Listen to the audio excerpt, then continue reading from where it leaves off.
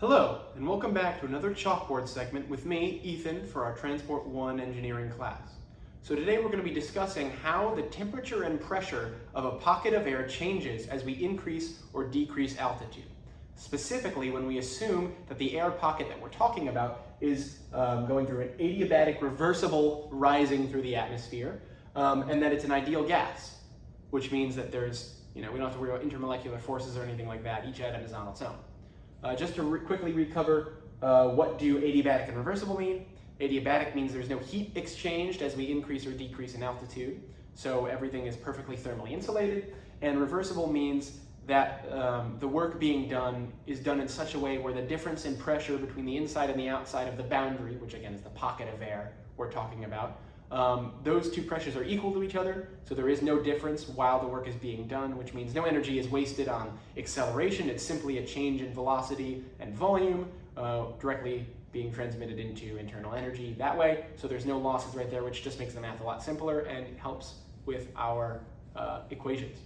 And the other thing over here, on my left, your right, you're going to see what we're starting with, the basic equation of fluid statics, which tells us that the change in pressure given a certain change in altitude is going to be equal to the negative of the pressure multiplied by the average molecular mass of whatever we're talking about, which in this case is going to be air, but we're just leaving that as a constant, multiplied by the gravitational constant, divided by the gas pressure constant R, and T as a function of Z, T being temperature.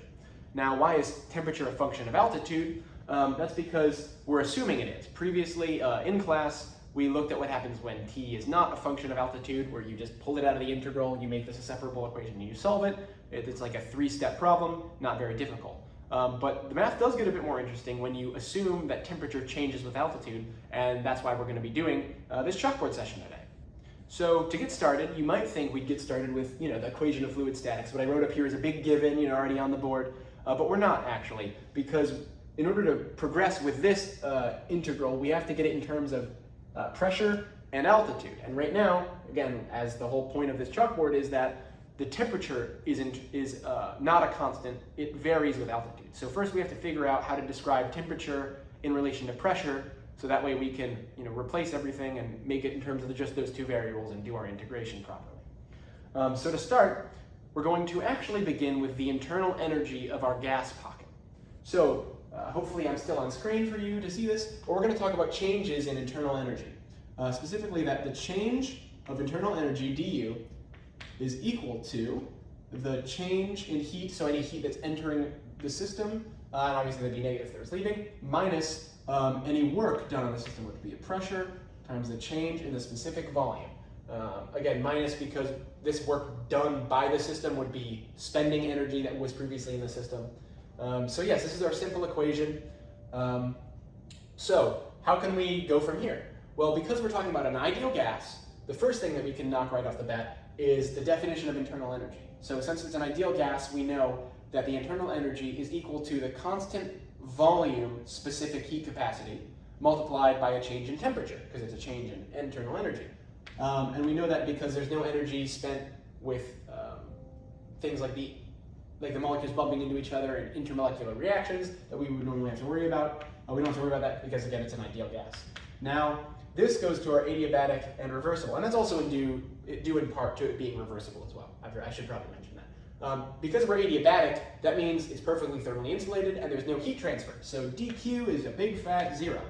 And then for our last part, P multiplied by the pressure multiplied by the specific heat, not the specific heat, the specific volume, the change in the specific volume specifically, which is weird to say specifically twice in the same sentence, but that's how it is when we're doing this. Because it's an ideal gas, we know PV is equal to RT, since again we're working with 1 mole of gas, that's why we're talking about specific volume and not regular volume. Because of that, we can replace pressure with RT over V, because PV equals RT, so RT over V multiplied by the specific volume, the change in the specific volume. So right here we have our pretty shorthand equation. So what we're going to do with this is we're going to make this into a separable, it already is a separable equation, but we're going to separate it and then integrate it and then get everything in terms of T and P. So to start with that, we're going to just rewrite it want to make sure I'm going to pull everything over correctly. So we're going to have, I'm going to move all the constants over to this side with the where the dv is going to stay. So we're going to have dt with t on the bottom because we're moving t over here, and then we're going to integrate that. I'm going to leave some room. Is going to be equal to, I'm going to leave our constants out here, negative r, and our other constant is CV, so it's R over CV, the heat capacity at constant volume. And then we're going to have our integral here, which is going to be dV over V. We're going to change in specific volume divided by our volume. I'm going to double check my algebra, dt, t on the bottom, CV went over. Okay, so now we have to clarify our bounds of integration. So for the sake of argument, and obviously just out of mathematical necessity, due to the way bounded integrals work, is if we want to get a number, we're going to need to know one set of temperature, pressure, and specific volume attributes for a specific altitude. We just need to know that. So for a good example would be sea level. We know the temperature at sea level is 273 Kelvin. The pressure at sea level is going to just be 1 atmosphere, and then the specific volume of air at sea level would just be whatever the inverse of the density of air at sea level is. So all of that would be associated with what we would arbitrarily call 0 meters, a z1 of 0 meters, which would be sea level.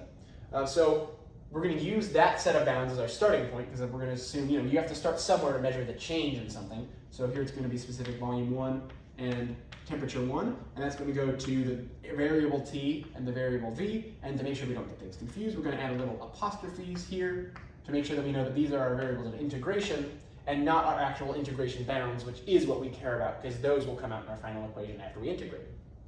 So since these are both negative first exponents, they're both going to come out as natural logs. So if I do this over here, it's going to be the natural log of t over t1.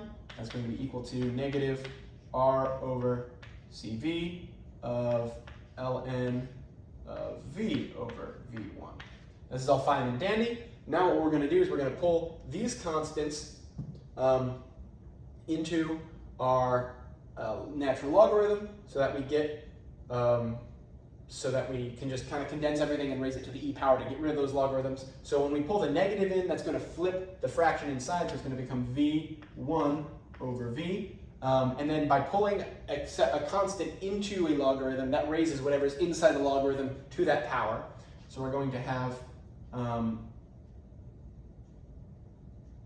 actually, would it be better to just pull the t over?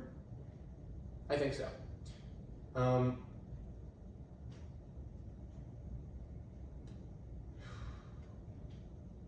to think. Yeah, we're going to move this. We're going to do the same thing, but on the other side. I just changed my mind. I want to move the r over cv to this side. So it's cv over r. So I'll just do that as well. So that will just be this is equal to, we're going to leave the negative still pulled into the v's, but we're going to pull cv over r over here to this power. So it'll be t over t1 to the cv over r, because again, we're going to flip this as we move it over and then raise it to the power over here. So this is what we're left with. So the temperature divided by the known temperature to the power of the specific volume heat capacity divided by the gas constant is going to be equal to the specific volume that we know divided by the specific volume at our new altitude. So, Ethan, you just said we were going to get things in terms of temperature and pressure, but right now we have specific volume. How do you fix that? Well, again, we can use PV equals RT, and since, PV equals RT, we can rewrite that as V is equal to R. PV is equal to RT over P. So we're kind of undoing what we did way up here, because this was necessary to do the integration. So we can now slip this back. And of course, you can substitute 1s in for the V, P, and T as well, because again, this is still going to hold true at that specific altitude, sea level in our case.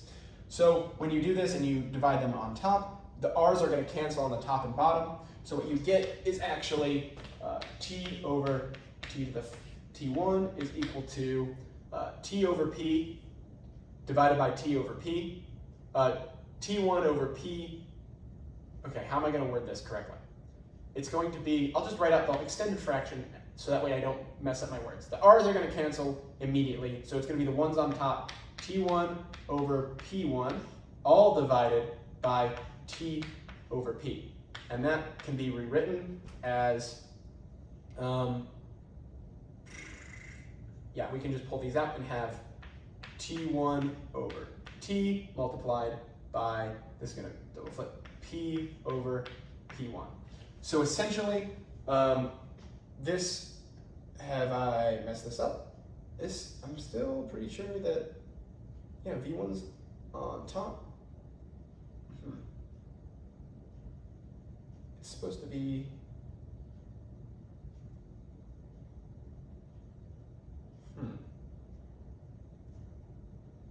yeah, this is correct. Okay. I thought for a second it might not have been correct, but it is because it's the issue I thought I saw is gonna take care of itself. So right here, we have these two. Obviously, you notice that we have the ratios between the two temperatures. So what we're gonna do is we're gonna pull this one over here, and this is still to the CV over R. So when we do that, we're gonna multiply by the inverse. That's going to add a 1 to our exponent. So I'm gonna do that up here. So we have T over T1 to the power of CV over R plus 1 is equal to P over P1. So you might think that, okay, great, we're done. And again, technically we kind of are. We would just move this over and flip it. But because there's a plus 1 there, the math gets a little ugly. So we can use our ideal gas knowledge to actually redefine CV over R plus 1. And you're probably again wondering, Ethan, how are we going to do that? And I'll show you. So the first thing we're going to do is we're going to rewrite this. I'm not going to rewrite the whole thing since it's pretty small. I'm going to write it as CV plus R all over R. So again, I just replace the 1 with R over R and then mush the two fractions together because they have the same denominator. So what can we do with CV plus R over R? Well, because again, we're working with an ideal gas, we can actually make a statement about how the enthalpy relates to the internal energy. Again, internal energy we talked about a bit earlier, right over here. So the equation that we're going to use here is saying that the enthalpy is equal to the internal energy plus, once again, the work done on the system, which is pressure, not the work done, the work of the system, which is this. So the enthalpy is equal to the internal energy plus the work on the system. So what we're going to do is first we're going to switch out PV for RT once again. So I'm just going to literally just erase that right here because I don't feel like writing it a second time. So this is completely valid because again, it's an ideal gas. We can swap those two out. And now what we're going to do is we're going to take the derivative of this entire equation with respect to a change in temperature. Now again, all the same things we said over here about internal energy and all that apply here as well. So taking the derivative of this with respect to temperature, we know that enthalpy is the same thing as the heat capacity at constant pressure times the temperature. So, because again, that's the only thing that applies since it's an ideal gas. So that would be Cp times T. The derivative of that with respect to T would just be Cp and then dt. Same thing with internal energy over here. That's Cv multiplied by T, which again, taking the derivative would make it Cv dt plus RT derivative with respect to T would just give us R dt. And if you notice, all of our dt's cancel out. We can just swoop, swoop, swoop, and we get that Cp is equal to Cv plus R. Now, if you notice, Cv plus R, when we rewrote the 1 as R over R, is what we have up here. So we can actually rewrite this as T over T1 to the power of Cp. I'm going to put a little box around this so we remember it, even though it's a bit messy. Cp over R is equal to P over P1. Now, again, all I'm going to do is I'm going to move this exponent, I'm going to flip it over and move it back. And then I'm going to multiply both sides by T1, which is again a constant because it's some known value temperature at a specific altitude, and rewrite it as T being equal to something. So T, I'm going to write T as a function of pressure just to make sure we get the message across. T as a function of pressure is going to be equal to T1 times P over P, not R, P over P1 to the power of R over Cp, and there we go. That's our relationship between temperature and pressure, assuming, again, all of those assumptions are true. So this is great. We're actually going to be able to plug this in. Now, again, you might say, Ethan, this is T of P, and we have T of Z right there. And that's fine because by using pressure, which again, we're about to prove is a function of, or we're about to solve for as a function of altitude, T of P, when it's a P of Z, it works out, it's continuous, so that we can still substitute this in. So now that we have this relationship, we can plug that into our basic equation of fluid statics, and we can solve for pressure as a function of altitude. So let's just get right on that. I'm just going to throw that in there. I'm going to say that's equal to, and I'm just going to put it right here. So P, M, and then R, and then I'm just going to put G up top just to make sure I have plenty of room. So since T is on the bottom of the fraction, T1 is going to go on the bottom of the fraction, and then this is just going to be flipped over. So it was previously P to the R over Cp, so it's now going to be P to the negative R over Cp, because again this would be on the bottom, and then P1, which again is a constant, is going to be to the positive, yes, it would be the positive R over Cp. And the reason that it's going to be positive is because, again, it was on the bottom, which means it was negative previously, but now that it was on the bottom, we can bring it back up at the top, so it's positive. So this is kind of our rewritten substituted form where we just have P and Z. So what we're going to do is we're going to combine these P's right here. I'm just going to erase this one and put a 1 right here, so it's 1 minus R over Cp. So that's fine. Just erase that right there. Give us a nice room. So now what we're going to do is the same thing that we did before, where we're going to separate the two equations, and we're going to, we're going to solve them for P as a function of Z. So what we're going to do, again, everything here is a constant except for our P, so we're just going to bring our dz over, bring our P over, and then integrate them. So I'm going to scoot over here now. We're going to have the inverse of that, so that would be, I think it would just be R over Cp minus 1. So I'm going to have to double check. I'm going to have to think about that for a little bit, but I'm just going to make sure. P to the R over Cp plus 1. Yeah, because if it were negative, it would become positive when we moved it over, and then when it was positive, it would be a minus 1. So that would work. I don't know why I made this positive when I was literally saying it'd be minus 1 right there. dP, and then that's going to be equal to all the constants I'm going to leave out front. So we're going to have P1 to the R over Cp times M times G all over R T1, and that's going to be outside, that has to be negative. I can't believe I almost forgot the negative. That would have been bad. The negative right there, and then that's going to be the integral of just dz. So again, we have to set our integration bounds, and we're going to use the same trick we did last time, where we say we know a specific set of altitudes, pressure, temperature, specific volumes. So we're going to do this from, again, P1 to P, make this a dummy variable. And then over here, we're going to do this from Z1, which would be sea level, to Z, dummy variable Z. And now we're just going to do the integral of that. So, so this is going to be, again, this is just a simple power. So we're going to assume it's positive. I think for the sake of doing this derivation, we assume it's positive. So it's going to be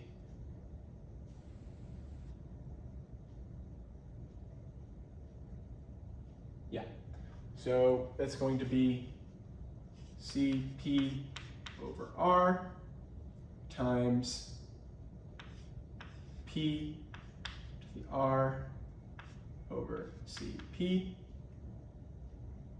evaluated, I'm going to make sure that's prime, evaluated from P1 to P, that's going to be equal to negative P1 R over Cp mg over R T1 multiplied by, well, this is just going to be Z, because the integral of a constant 1 inside of that integral would just be Z, so that's just going to be Z minus Z1. For some reason, this looks a lot messier than I remember. But I'm checking my math as I go, and unless I messed up pulling the exponents out, I believe it should be correct. So again, I'll be double checking my math as I go, but this seems correct even though something does feel a little off. But then again, I could just be talking to myself, so who knows? Let's just continue with this, assuming it's correct. If it's not, I'll catch it. Oh, okay, so good thing is we noticed that this R and this R over here cancel, so I'll just do that right now. This would be multiplied over, and it would be gone, so that's fine, so that's nice. So our R's cancel, which is good. I believe that's what we expected, and CP comes down, so when I rewrite this, I'm just going to put the CP over. So the difference between this is going to be, again, it's going to be P to the R over CP minus P1 to the R over CP is equal to, this is now going to be, I'm going to bring this down. Yeah, I'm going to bring this P1 out of the top of the fraction so it's kind of standing by itself, since you notice that we have multiple P1s here. So it's going to be minus P to the R over CV times mg over CV T1 z minus z1. There we go. I am kind of running out of room and I don't really want to erase anything, so I might have to squeeze it in on that edge. I do know I set up the camera so it could be seen, but it still might be a bit of a squeeze nonetheless. So this looks good. This G is kind of illegible, so I'll fix that. That still looks like an O. No. Okay, that's close enough. So what we're going to do is we're going to add this.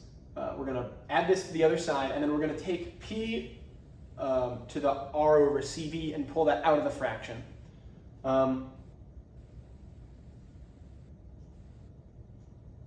Yes. Yeah, we're going to do that. Okay, so that's our next step. So we might actually finish it on this line, and then I might just fit the temperature either here or on the edge. So we have P to the R over CP is equal to P1 to the R over CP multiplied by, again, that's going to be this minus that. So 1 minus, that's just going to be mg over CV T1 times z minus z1, and that's all wrapped in parentheses right there. So we're almost done. We're actually pretty close. So now what we're going to do is we're going to put everything to the inverse power. So you can think of that as multiplying by c, the power of CP. This is CP, correct? Yes, it's all supposed to be CP. It's hard to read because my C's and P's, my V's and P's look kind of similar when my handwriting is sloppy because I'm crunched for space. So all we're going to do is we're going to raise everything to the inverse power to finally get our P as a function of Z formula. So P is equal to P1, you can notice that those two cancel, times 1 minus the average molecular mass, average molecular weight times the gravitational constant, times CV, the heat capacity of a specific volume, times T1, our known value, times Z minus Z1, our current altitude minus our change in altitude, all to the power of, I'm going to erase this to make room, all to the power of the inverse of R over CP, which is CP over R. So this is one of the two things we were looking for right here, right there. So that is our pressure as a function of altitude. So how can we figure this out for temperature? Well, all we have to do is plug in what we solved for in here before. So all we have to do is plug in P and P over 1 into this function, and that'll give us our answer. So I'm going to do that. Here it looks like I have a bit more space. So T as a function of Z is equal to T1 times this whole thing raised to this power. So I'm going to quickly just do that, and if you notice that R over CP and CP over R, they're going to cancel. So when I put these in here, the first thing that's going to cancel is interior of the fraction, though divided by P1, and the P1 here cancel out. So I'm just going to not write it. So those are canceled. So all we'll have left in here is P to the R over CP, and since everything is raised to the Cp over r, those will cancel out. So this cancels, and the exponent cancels when we move it up here, so it's going to be simply T1 times this larger parentheses right here. So it's going to be T1, 1 minus mg over Cv T1 multiplied by z minus z1 there. So that's going to be our function for temperature as a function of altitude. So those are the two things we've been looking for. I've been Ethan. This has been thermodynamics and fluid statics for Transport 1. So thank you, and have a good night.